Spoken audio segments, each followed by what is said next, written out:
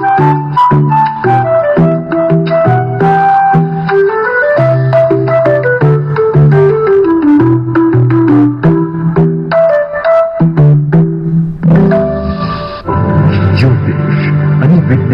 અનેરો સંગમ એટલે જ્યોતિષ ગુરુ ડોક્ટર પંકજ નાગર. જ્યોતિષ નમસ્કાર દર્શક મિત્રો, ફરીથી દર્શક મિત્રો જીટીપીએલ ગુજરાતીના અમારા જ્યોતિષ વિજ્ઞાન કાર્યક્રમમાં નૂતન વર્ષ અને દિવાળીની ખૂબ ખૂબ શુભેચ્છાઓ સાથે ફરીથી આપનું સ્વાગત છે. આજે બીજો એપિસોડ છે દિવાળીનો.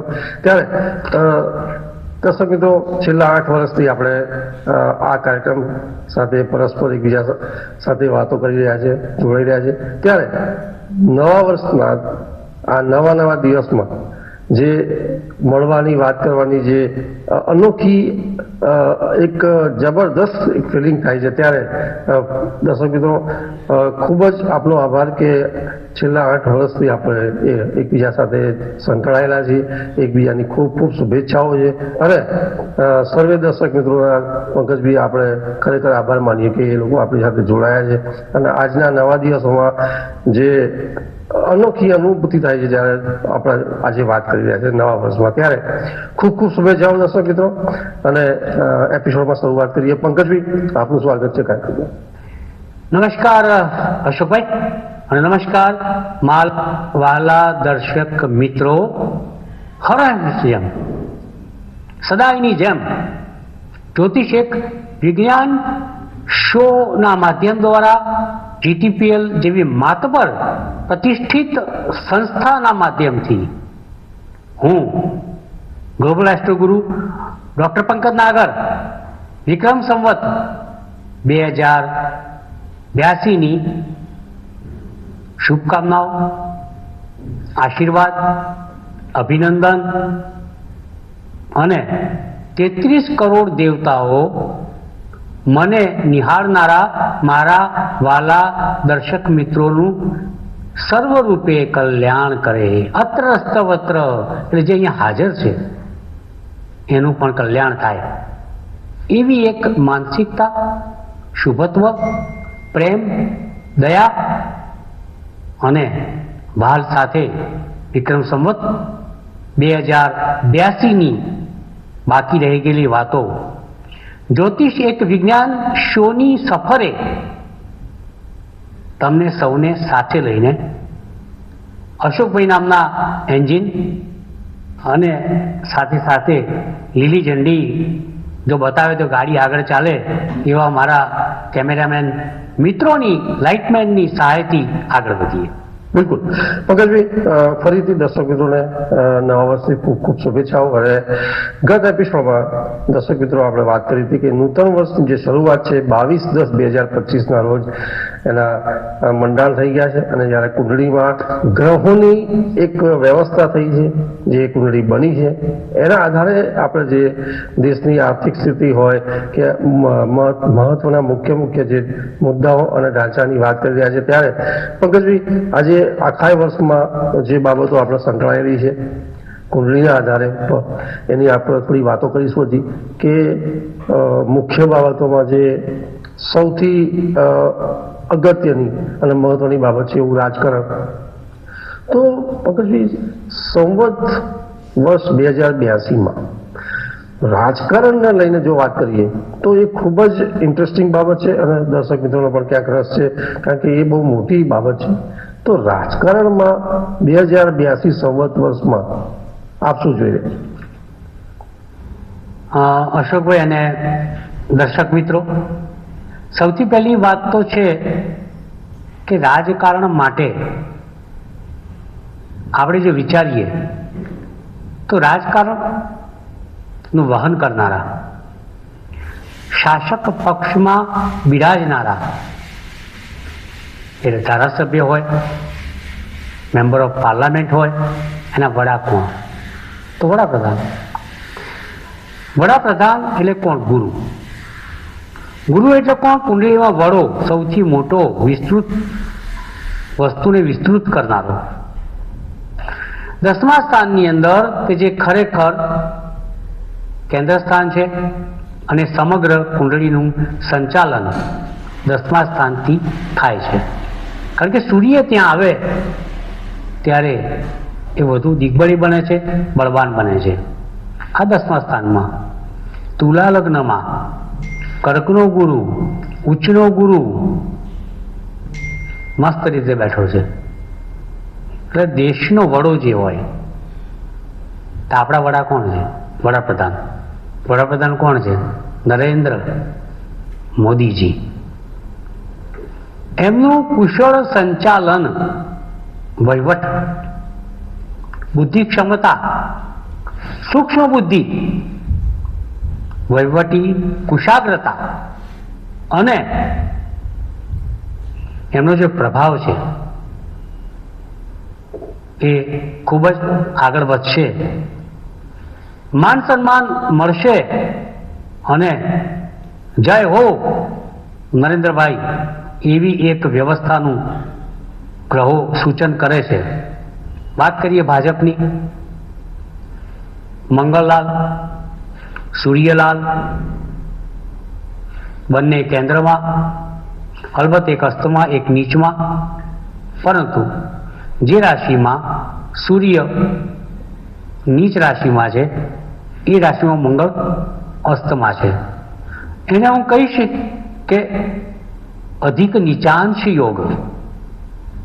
અધિક નીચાંશ યોગ એટલે કે કુંડળી તુલા લગ્નમાં હોય, શનિ યોગકારક હોય, શુક્રનું પ્રાધાન્ય હોય અને ગુરુ કર્ક રાશિમાં ઉચ્ચનો હોય, સ્વાતિ નક્ષત્ર હોય, રાહુની દશા હોય, તો રાજકારણની દ્રષ્ટિએ લાલ રંગ છા જાયગા.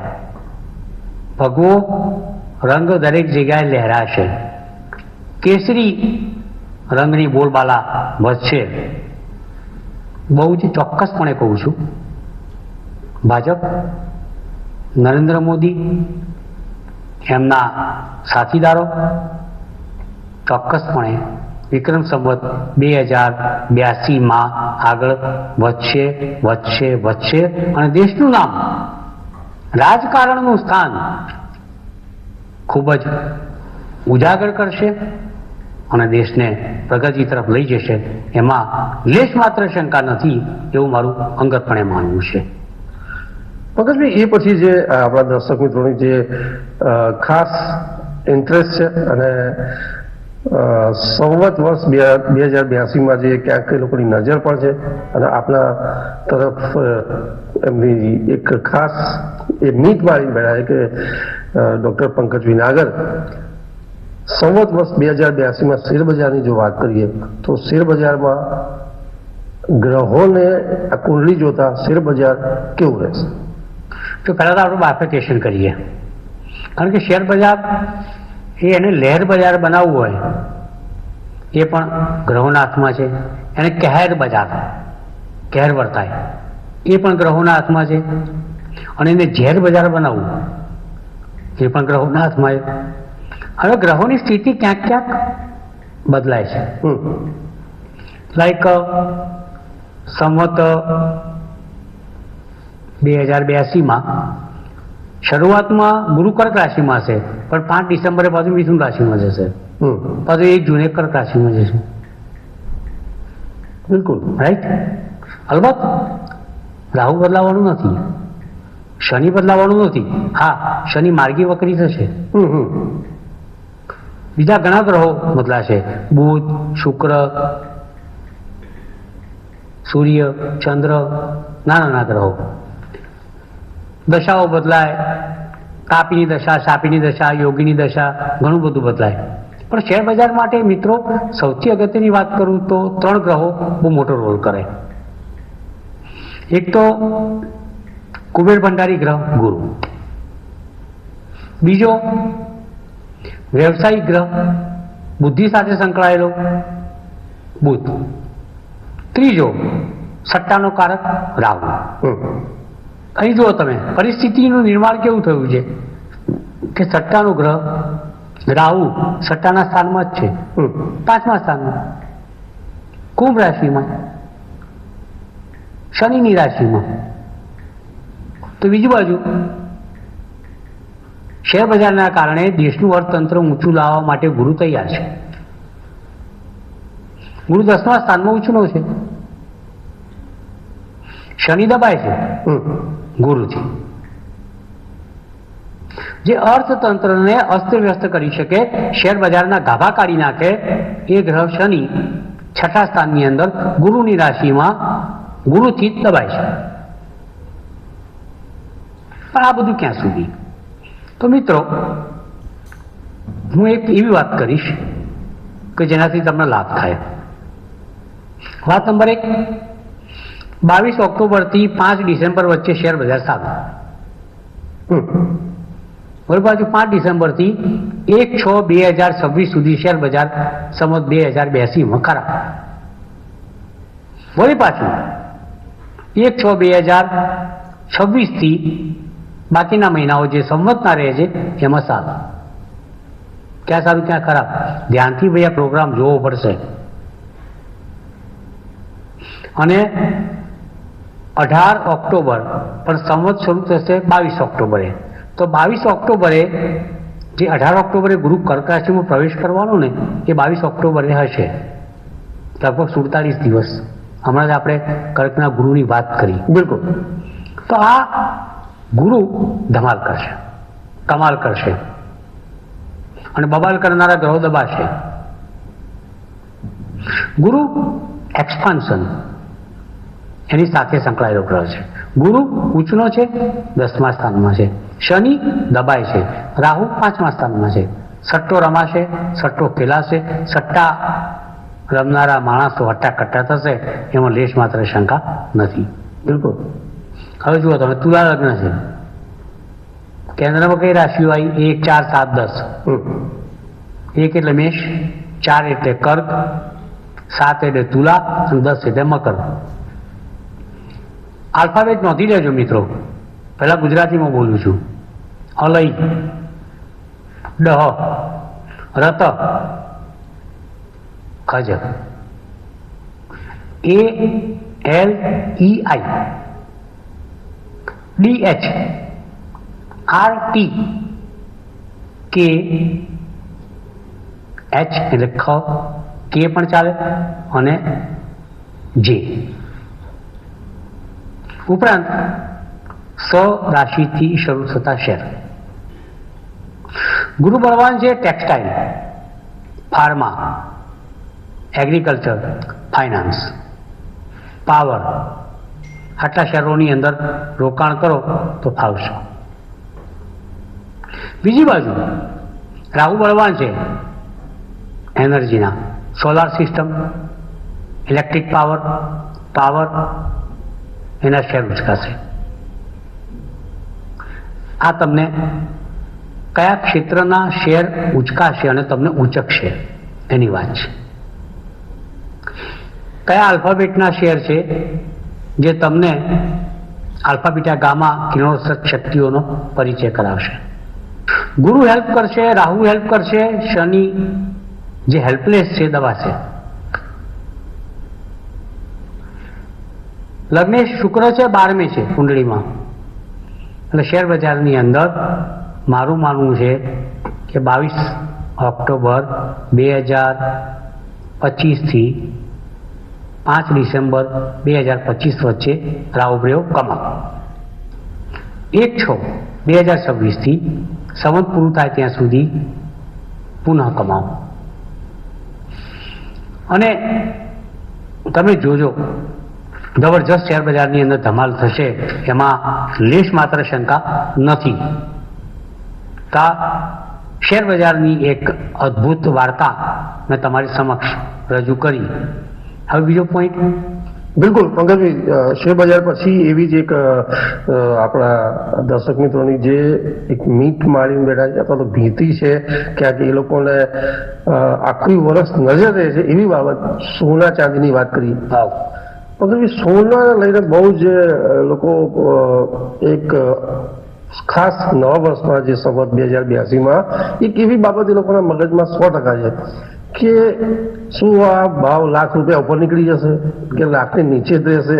તો 2082 સંવત વર્ષમાં સોનું ચાંદી અને ક્યાંક થોડી મોંઘવારીની વાત કરીએ, જીએસટી પણ હમણાં કંઈક સારું એ લોકોએ સરકારે રાહત આપી છે, તો થોડી મોંઘવારીની અને સોના ચાંદીની થોડી વાત કરીએ. અશોકભાઈ, પહેલી વસ્તુ કે સોનું પીળો રંગ ગુરુનો, કર્મસ્થાનમાં 10મા સ્થાનમાં ઉચ્ચમાં ગુરુ. પુનઃ બોલીશ 22 ઓક્ટોબરથી 5 ડિસેમ્બર 2025 સોનું આસમાને. પાછું જૂનમાં સોનું આસમાને 2026, જૂનથી આખું સંવત. સૌથી વધારે સોનાનો ભાવ તમારે જોવો હોય તો ઓક્ટોબર, નવેમ્બર, લગભગ ડિસેમ્બર 2025. પાછું એપ્રિલ, મે માં સોનું ઉપર, ફરીથી પણ એપ્રિલ 2026. વળી પાછું નવેમ્બર, ડિસેમ્બર, જાન્યુઆરી, નવેમ્બર, ડિસેમ્બર 2026 અને જાન્યુઆરી 2027. તમે 1 લાખ 10 ગ્રામની વાત કરી લાગે છે. બિલકુલ, હું 10 લાખની વાત કરીશ. 100 ગ્રામ મસ્ત મજાનું બિસ્કિટ. આ બિસ્કિટ આસમાને ઉડશે. 10 નહીં, 11 લાખ થશે, 12 લાખ થશે, પણ 2026ના અંત પહેલા. સો ધેરફોર અંગ્રેજીમાં કહેવામાં આવે છે, આથી તમે જો આ શો જોયા પછી સોનાની અંદર રોકાણ કરશો તો પૈસાની મોકાણ નહીં રહે. એમ આઈ રાઈટ? આ વસ્તુ મેં આ 8 વર્ષથી હું ઘણી બધી જગ્યાએ સોનાની વાત કરી ચૂક્યો છું. બિલકુલ, થોડા બોલ્ડ બનો, ગોલ્ડ લો. પણ શું લોકોનો શેર બજાર તરફ મોહ વધારે છે? બિલકુલ સર. કારણ કે વસ્તુત્વ એવી છે વાત કે ભાઈ શેર બજારમાંથી કમાઈએ તો સોનામાં રોકાણ કરીએ, પણ સોના જેવું રોકાણ એથી નહીં. શેર બજારનું રોકાણ ક્યાંક ધોખાચડી કરી જાય. शेयर बाजार धोखा दे सकता है, सोना मौका देता है. मौका और धोखा. बिल्कुल बिल्कुल. એટલે હું વિનંતી કરીશ કે સોનું સૌનું બની શકે તો એના માટે કંઈ નહીં તો તમે જે વર્ગમાંથી આવતા 1 ગ્રામથી શરૂઆત કરો. અશોકભાઈ 10 ગ્રામની વાત કરી, મેં 100 ગ્રામની વાત કરી, અને કેટલાય માધાતા જે કિલોની વાતો કરતા હશે. પણ એ પ્રમાણિકતાની વાત છે. હું એવા સોનાની વાત કરું છું કે તમારા સફેદ નાણાંમાંથી થોડું થોડું ખરીદો. સોનું ખૂબ જ ઉપર આવશે. મેં હમણાં જ વાત કરી કયા મહિનામાં આવશે, ક્યારે આવશે, કેમ આવશે. ચાંદી પણ ખૂબ જ વધશે, કારણ કે બુધ અને શુક્ર વચ્ચે પરિવર્તન છે. બુધ એ ચાંદીનો કારક છે, શુક્ર એ એમાં વધારો કરે, 12મા સ્થાનની અંદર છે, પરિવર્તનમાં છે બુધ અને શુક્ર. બુધ શુક્રની રાશિમાં, શુક્ર બુધની રાશિમાં. આથી ચોક્કસપણે ચાંદી પણ આસમાને તમને લઈ જશે, તમારા જીવનને ચાંદી ચાંદી કરી નાખશે. તો સોનું અને ચાંદી બિલકુલ એક એવા રોકાણના માધ્યમ છે કે જે મધ્યમ નથી પણ ઉત્તમ છે. આથી ધેરફોર સોના ચાંદીમાં રોકાણ કરજો. શેર બજારની અંદર તમારી બુદ્ધિશક્તિનો પૂર્ણ ઉપયોગ કરજો, કારણ કે મારી પાસે એટલું નોલેજ નથી. ગ્રહોનું નોલેજ છે એટલે મેં તારીખ મહિના બધું આપી દીધું તમને, પણ તમારે ક્યારે એમાં શું કરવું એ તમારો વિષય છે. આલ્ફાબેટ આપ્યા, સ્ક્રિપ્ટ્સ કયા ક્ષેત્રની આગળ વધશે એ પણ મેં આપને જણાવી દીધું છે. તો બોલ that is in your court, you know how to play. મેં નાખી દીધો દડો તમારી કોર્ટમાં, તમારા વિસ્તારમાં. તમારે કેવી રીતના ફટકારવું તમારે જોવાનું. ફ્લુક મારશો જીલાઈ જશો, ગ્રાઉન્ડ શોટ રમશો તો ચોકડી લાગશે, એટલે છેવટે 1 રન તો મળશે જ. એ વાત નિશ્ચિત છે. બિલકુલ બિલકુલ am I right? બિલકુલ પંકજભાઈ, તમે ખૂબ જ સુંદર વાત કરી અને ક્યાંક તમે સારો એવો ઈશારો પણ કરી દીધો કે દર્શક મિત્રો, જો નવા વર્ષમાં કોઈ સંકલ્પ લેવાની વાત હોય તો જ્યારે આજે શેર બજારની કે સોનું ચાંદીની વાત થઈ છે કે પ્રોપર્ટીની વાત થઈ છે, તો થોડું થોડું ક્યાંક તમે સોનાનું પરચેસ કરવું અથવા તો ઇન્વેસ્ટ કરવાનો કંઈક આગળ રાખશો તો જેમ પંકજભાઈએ કીધું કે 2026 એન્ડ સુધી આ તમને ખૂબ સારા એવા મોકા ભાઈ આપશે, ક્યોંકि સોના મોકા દેતા હે, આપના કહેવાનું હોય. પંકજભાઈ, કાર્યક્રમમાં સમય ઓછો છે પણ હજી નવા વર્ષ ધર્મ એક મુખ્ય બાબત જે એની એ તરફ જ આવી ગયો કે ધાર્મિક બાબત એ જબરદસ્ત બાબત છે આપણા દેશમાં અત્યારે, અને એમાં બધા ઘણી બધી અનવોન્ટેડ ઇસ્યુઝ પણ થઈ જતા હોય છે અને રંગ લાગી જતા હોય છે.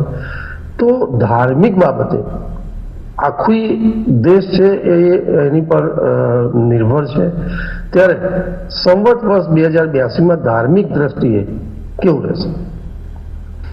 ધર્મ અને ગુરુ, આધ્યાત્મવાદ અને શનિ. શનિ ગુરુની રાશિમાં, ગુરુ ચંદ્રની રાશિમાં, ગુરુ ઉચ્ચનો, શનિને 9મી દ્રષ્ટિથી જુએ છે. કૌભાંડોના માલિક રાહુ અને સ્કેન્ડલમાં સહકાર આપનાર મંગળ હસ્તનો છે, રાહુ 5મે છે. 22 ઓક્ટોબરથી 5 ડિસેમ્બર વચ્ચે મને કોઈ મોટી દુર્ઘટના ધર્મ ક્ષેત્રે લાગતી નથી, પણ હું શું જોઈ રહ્યો છું કે રાહુના નક્ષત્રમાં નૂતન વર્ષની શરૂઆત છે,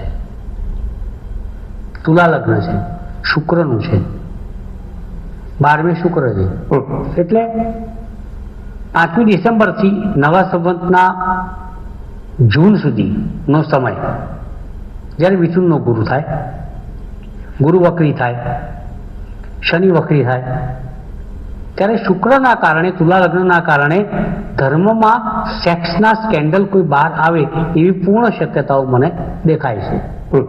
અલબત્ત આ વાત કંઈ નવી નથી, પરંતુ મને એવું લાગે છે કોઈ મોટા પ્રમાણમાં સ્કેન્ડલ બહાર આવવાની પૂર્ણ શક્યતાઓ છે.